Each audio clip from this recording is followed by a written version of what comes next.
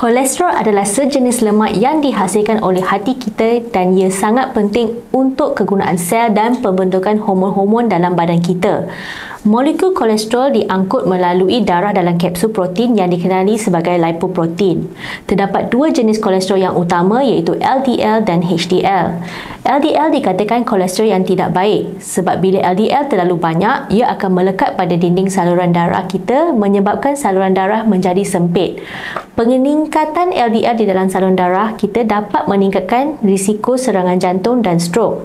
HDL pula dikatakan kolesterol yang baik sebab ia mencegah penyempitan saluran darah jantung dengan mengurangkan mendakan kolesterol dalam saluran darah. Secara amnya, kita nak LDL kita rendah dan HDL kita tinggi. Jadi dalam video kali ini, saya ingin kongsikan dengan anda semua tentang tanda-tanda kolesterol tinggi. Kolesterol tinggi selalunya tidak menunjukkan sebarang simptom kecuali kalau anda sudah ada gejala seperti serangan jantung ataupun strok. Maksudnya gejala akan timbul lambat dan tidak semua orang akan mengalami tanda-tanda tersebut. Tanda pertama adalah sakit dada. Sakit dada atau juga dikenali sebagai angina yang disebabkan oleh pengurangan aliran oksigen dan darah ke jantung kita.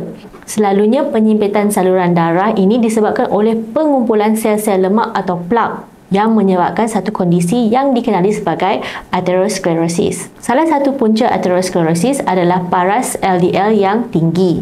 Kolesterol LDL iaitu low density lipoprotein berkecenderungan dimendakkan dalam saluran darah yang menyebabkan penyumbatan saluran darah dan meningkatkan risiko penyakit kardiovaskular. Sakit dada ini ada beberapa jenis. Ada orang yang berjalan laju ataupun naik tangga baru dia akan rasa sakit dada. Ada pula yang kes yang lebih serius, kesempitan darah yang lebih teruk. Orang tersebut duduk rehat pun boleh mengalami sakit dada. Dan jika orang tersebut tidak mendapatkan rawatan segera, boleh menyebabkan serangan jantung. Tanda yang kedua iaitu kebas-kebas di tangan ataupun di kaki. Rasa kebas ni mungkin boleh disebabkan oleh kolesterol yang tinggi. Secara tidak langsung, rasa kebas-kebas ini selalunya dikaitkan dengan kencing manis dan seperti yang kita tahu, kencing manis juga boleh menyebabkan kolesterol menjadi tinggi. Tanda yang ketiga adalah tekanan darah tinggi.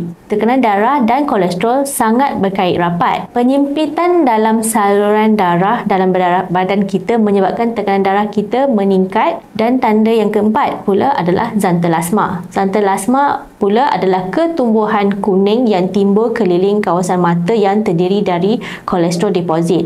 Terdapat kajian yang mengatakan bahawa orang yang ada xanthelasma ini mempunyai risiko yang tinggi untuk terkena serangan sakit jantung dan juga stroke. 50% orang yang mempunyai xanthelasma mempunyai masalah kolesterol yang tinggi. Tetapi xanthelasma ini juga boleh disebabkan oleh kencing manis dan juga masalah thyroid. Jadi kesimpulannya, tidak semua orang yang ada tanda-tanda yang disebutkan tadi, dan kalau ada pun maksudnya ada kemungkinan kolesterol anda adalah pada tahap yang sangat tinggi. Oleh itu disarankan untuk membuat pemeriksaan kolesterol sekurang-kurangnya setahun sekali, terutamanya bagi mereka yang obes, perokok dan juga yang tidak mengamalkan gaya hidup yang sihat.